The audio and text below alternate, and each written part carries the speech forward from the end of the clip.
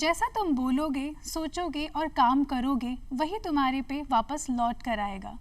तो दोस्तों, ये बात हमेशा याद रखो, अच्छा बोलो, अच्छा सोचो और अच्छे काम करो, यही सच्चा कर्म है।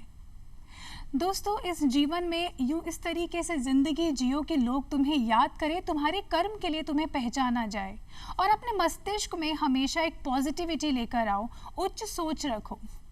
तो दोस्तों नमस्कार, मैं हूं बबीता प्रधान और आप सभी का स्वागत करती हूं आप सभी के पसंदीदा कार्यक्रम धरती धरारी में। और आज के हमारे इस एपिसोड में हम आपको एक बड़े ही स्पेशल गेस्ट से मिलवाने वाले हैं। वे एक एजुकेशनलिस्ट हैं, सोशल वर्कर है और साथ ही में मोटिवेशनल स्पीकर भी है। तो आइए मिलकर स्वागत करते हैं नरेंद्र सिंह रावत जी का। सर, आपका बहुत बहुत स्वागत है हमारे इस कार्यक्रम में। नरेंद्र जी, हमसे जुड़कर आज कैसा महसूस कर रहे हैं? जी हाँ, ये मेरे लिए बहुत ही सौभाग्य की बात है और साथ ही मैं बहुत बहुत धन्यवाद देना चाहूँगा दूरदर्शन को और दूरदर्शन की समस्त टीम को, जिन्होंने मुझे इनवाइट किया और एक सौभाग्य मिला कि दूरदर्शन के सभी दर्शकों के साथ मेरा रूबरू होने के लिए। जी बिल्कुल नरेंद्र जी, और हम सभी के लिए भी बहुत सौभाग्य की बात है क्योंकि आप एक एजुकेशनलिस्ट हैं, सोशल वर्कर हैं, तो बहुत कुछ आपसे जानने को मिलेगा। नरेंद्र जी, बहुत अच्छे आप कार्य कर रहे हैं, लोगों की आप मदद करते हैं, सर्व ह्यूमन सर्व गॉड में आप बिलीव करते हैं। तो जिसके विचार इतने नेक हो, उसकी जीवन यात्रा भी बहुत ही खूबसूरत रही होगी। तो जानना चाहेंगे आपकी लाइफ जर्नी के बारे में। वैसे मेरा मूलतः निवास जो है बेसिकली देवभूमि उत्तराखंड से है।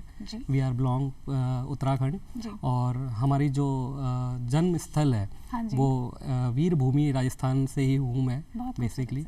और बड़ी ही सिंपल लाइफ हुई है हमारी बचपन की, और बहुत ही स्ट्रगल किया है मेरे माता पिता ने, जो उनका भी बॉर्न यहीं का ही है, जयपुर का। और काफ़ी मेहनत करके उन्होंने हमें एक बेहतरीन शिक्षा दी और एक हमें बेहतरीन संस्कार दिए, जिसके कारण मैं समाज के प्रति कुछ कर पा रहा हूँ। बहुत ही अच्छा लग रहा है नरेंद्र जी ये जानकर कि आपके विचार ही इतने खूबसूरत हैं। और जैसे कि आपने बताया कि स्टार्टिंग में आपने बहुत स्ट्रगल किया, तो बिना स्ट्रगल करे तो कोई अपनी ज़िंदगी जीने के असली मूल और मायने भी नहीं समझ पाता है। सोशल वर्कर हैं आप सर, सोसाइटी को बहुत ही अच्छे तरीके से सर्व कर रहे हैं और उनकी भावनाओं को आप समझ भी सकते हैं। तो हम जानना चाहेंगे सर, क्या ऐसा करते हैं सोसाइटी के लिए आप? समाज के लिए, जैसा मैंने अपने बच्चे के नाम से अक्सेंदर वेलफेयर सोसाइटी की स्थापना की गई, और उसमें हम लोग गो सेवा हम लोगों ने भी रिसेंटली काफ़ी करी है। उसके अलावा हमने वस्त्र बैंक बनाया हुआ है गरीब लोगों के लिए, जो वस्त्र, जो नीडी लोग होते हैं, जिन्हें कपड़ों की रिक्वायरमेंट होती है, या जिनके पास ऐसे सर्दियों, राजस्थान में बहुत ज़्यादा सर्दी भी पड़ती है, तो जब उन्हें ज़रूरत होती है तो हम लोग तुरंत उन्हें प्रोवाइड करवाते हैं। और हम लोग साथ ही ऐसे नीडी लोगों के साथ भी जाते हैं जिन्हें समय चाहिए होता। कई लोग अनाथ आलय में छोड़ देते हैं अपने लोगों को, तो उनके साथ हम लोग हमारा टाइम स्पेंड करते हैं, मैं और मेरी पूरी टीम। और अभी रिसेंटली मैंने अपने पिताजी के जन्म दिवस के शुभ अवसर पर ब्लड डोनेशन कैंप का भी आयोजन किया गया था। 18 अक्टूबर को ही किया था। लगभग 500 से ज़्यादा यूनिट हम लोगों ने कृत किए थे, और ऐसे बहुत सारे हम लोग समाज के प्रति बहुत से नेक काम कर रहे हैं। मैं और मेरी पूरी टीम को मैं बहुत बहुत धन्यवाद और शुभकामनाएं देता हूं, और इसी तरीके से हम लोग समाज के प्रति कुछ कर सके, ये मेरी हमेशा से ही इच्छा थी। और मेरे पेरेंट्स का शुरू से जो मुझे मोटिवेशन दिया गया है, जो एजुकेशन के साथ साथ समाज सेवा करना, लोगों की हेल्प करना, मदद करना, ये मेरा परम उद्देश्य है। बहुत ही अच्छा लग रहा है नरेंद्र जी जान के कि आपने इतने सारे कार्य करे हैं, अलग अलग आयामों से आप जुड़े हुए हैं। ब्लड डोनेशन कैंप्स, गायों के लिए आपने इतने अच्छे नेक काम करे हैं, बच्चों की शिक्षा पर भी आपने काफ़ी काम करा है, तो वो हम जानना चाहेंगे। जैसा कि मोटिवेशनल स्पीकर और वेलफेयर सोसाइटी के साथ साथ मैं एक एजुकेशनिस्ट भी हूँ, और एजुकेशन हमें जो मैंने हमेशा सीखा है मेरे पेरेंट्स से कि एजुकेशन, बेहतरीन एजुकेशन के साथ साथ मॉरल बेस्ड एजुकेशन बहुत ज़रूरी है। लोगों को आज के टाइम में, आज चाहे हम कितने भी बड़े लेवल पे पहुंच जाएं, एजुकेशन, बेहतरीन एजुकेशन के साथ साथ मॉरल एजुकेशन जब तक नहीं होगी, आगे लाइफ बेकार है। मेरा जो मानना है कि जब तक हम दूसरों की हेल्प ना कर सकें, जैसा कि कहा गया है, परमहित सरीस धर्म नहीं भाई, जीवन में दूसरों का भला करने से बेहतर और कुछ भी नहीं।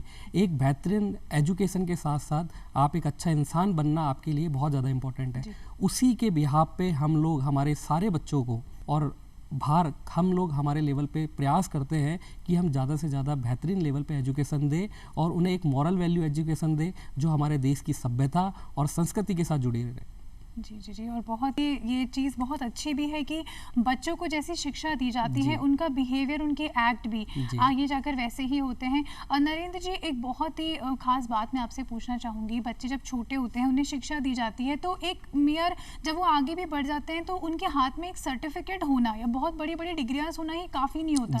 जैसे कि आपने बताया, तो मैं ये जानना चाहूँगी कि किस तरीके से आप उनमें वो वैल्यू इनकलकेट करते हैं, डालते हैं, जिससे वो आज हमारी सभ्यता और संस्कृति को समझें, हमारी वैल्यूज़ को समझें।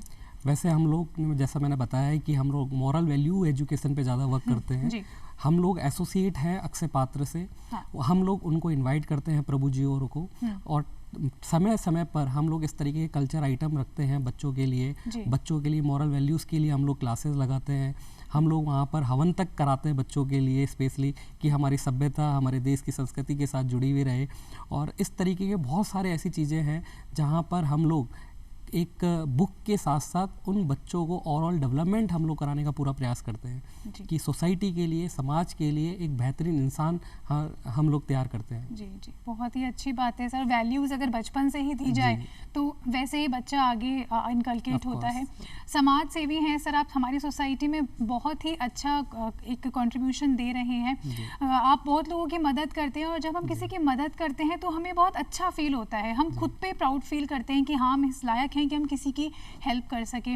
तो वहाँ से आपको रिस्पांस कैसा मिलता है? क्या कोई पर्सनल कनेक्ट रहता है आपका? जब मैंने स्टार्ट किया था, स्टार्ट तो मैंने बहुत लंबे समय से किया हुआ था, बट मैंने अपने जब अक्षेंद्र वेलफेयर सोसाइटी की स्थापना करी थी, तो मुझे स्टार्टिंग में काफ़ी स्ट्रगल करना पड़ा, मेहनत करनी पड़ी, खुद ही को ही जूझना पड़ा चीज़ों को करने के लिए। जब लगा कि लोगों को लगा कि यार बहुत अच्छा काम कर रहा है और अच्छा रिस्पॉन्स आने लग गया, तो काफ़ी लोग मेरे साथ जुड़े। और अब मुझे ऐसा लगता है कि वो लोग इतना बेहतरीन काम कर रहे हैं मेरे बैक साइड से भी, चाहे मैं रहूँ ना रहूँ, मेरी प्रेजेंस रहे या ना रहे, तो वो लोग अपने लेवल पे बहुत बेहतरीन काम कर रहे हैं। तो खुद पे कई बार प्राउड फील होता है कि एक जो छोटी सी पहल थी मेरी कि यार समाज के प्रति लोगों को अवेयर करना, एक अच्छी सोसाइटी को डेवलप करना, जिससे कि एक भव्य राष्ट्र का निर्माण हो सके हमारे देश का, हमारे देश की जो गरीबी है उसे हम कम कैसे कर सके और किसी के चेहरे पर मुस्कान कैसे ला सके, तो वो प्रयास हमारा कहीं ना कहीं मुझे सफल होता हुआ नजर आ रहा है। जी हाँ नरेंद्र जी, और ये सब जान के बड़ा ही अच्छा लग रहा है। काफ़ी कम समय से आपने इस फील्ड को चुन लिया और आपने एक लाइन अपने लिए डेडिकेट कर ली कि मुझे सोशल वर्कर बनना है या एजुकेशनलिस्ट बनना है। तो इस बात को आपको रिकॉग्नाइज भी किया गया, प्रेसिडेंट ऑफ मॉरिशस द्वारा आपको एजुकेशनल एंटरप्रेन्योर अवार्ड 2022 से भी नवाजा गया। तो केवल आपने अपनी कला को भारत तक ही नहीं रखा, वो उसको आपने बाहर भी रिप्रेजेंट करा, और ये हम सभी के लिए बड़ी ही गर्व की बात है। तो कैसा आज महसूस करते हैं? वो अवार्ड आपको किसके लिए दिया गया, ये हम जानना चाहेंगे। हर अवार्ड, हर प्रोत्साहन एक नई ऊर्जा, एक नए उत्साह को जन्म देता है, और ये मेरे लिए ही नहीं, पूरे रावत फैमिली के लिए एक गौरव की बात है कि प्रेसिडेंट ऑफ मॉरिशस से जो मुझे अवार्ड मिला educational entrepreneur of the year 2022, तो ये हम सभी के लिए एक बड़ी गर्व की बात है कि मेरा नाम रिकमेंड हुआ और मुझे सेलेक्ट किया गया इस काम के लिए।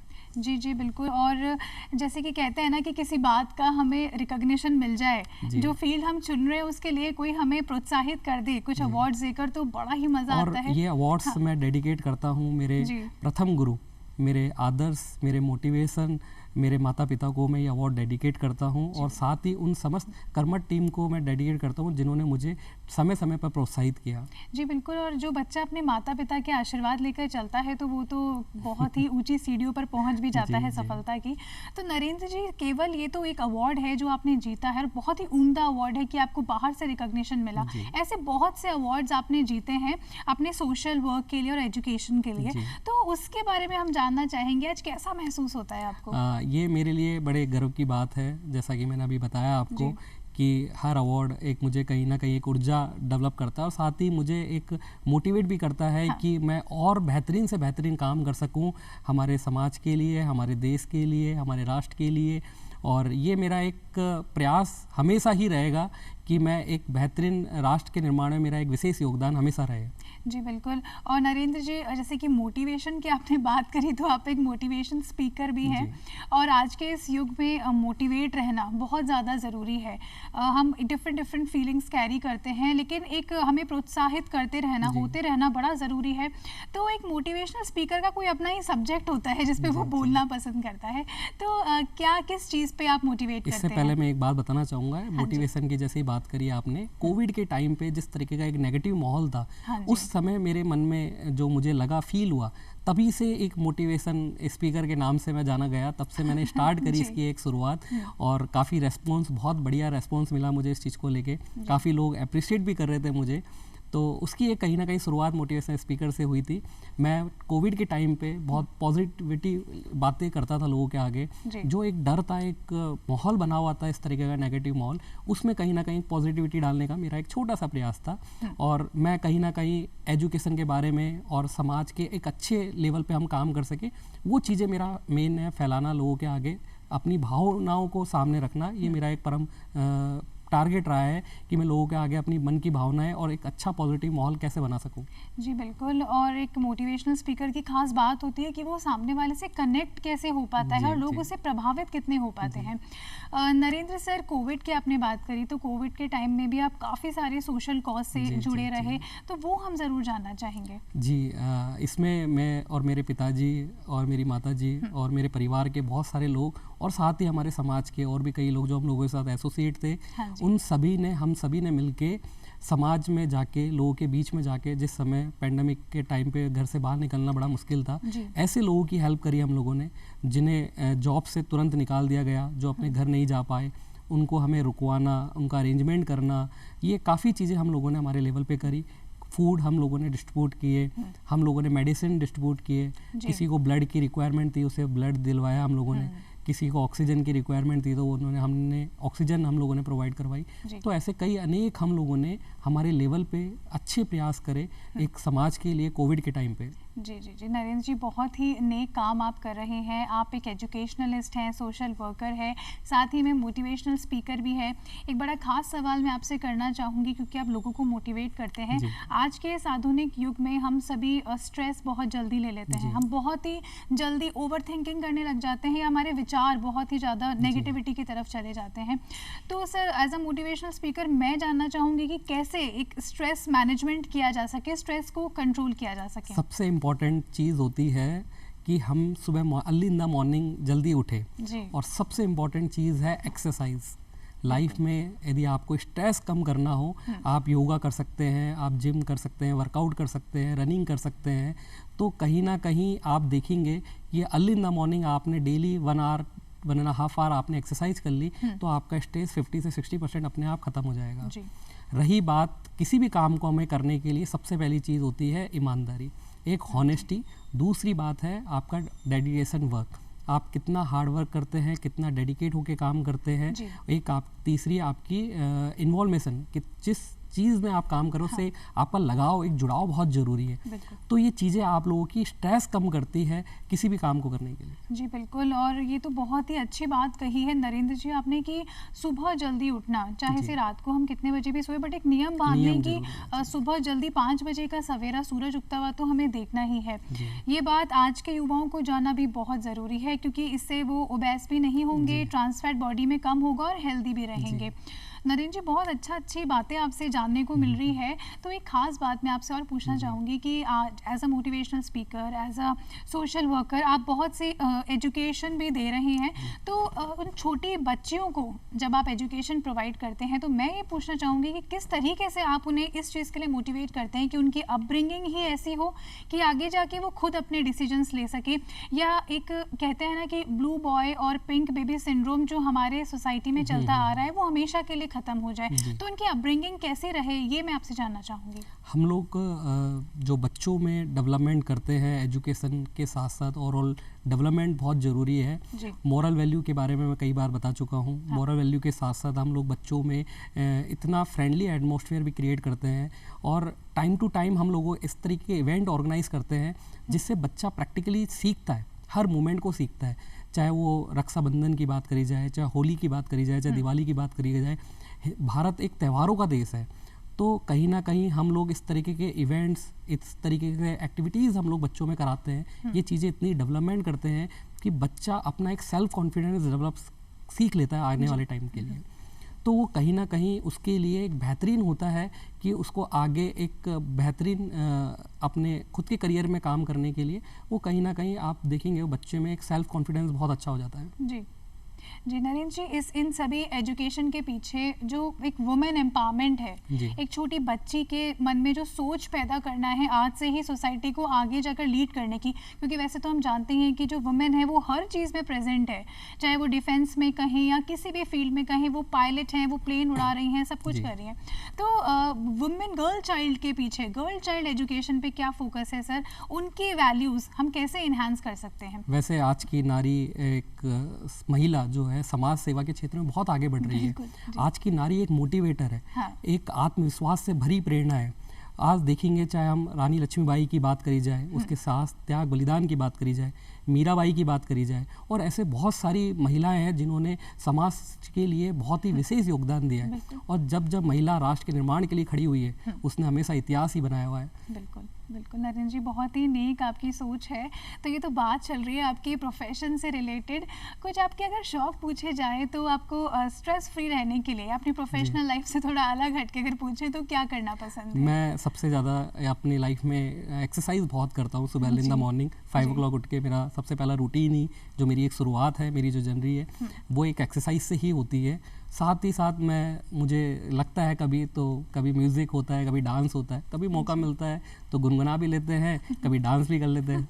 गुनगुनाने की बात आ ही गई है सर, तो एक कोई प्यारा सा सॉन्ग अगर आप किसी को भी डेडिकेट करना चाहें या हमें सुनाना चाहें?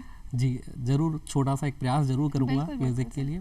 ये पल हमें याद आएंगे, वो पल याद आएंगे।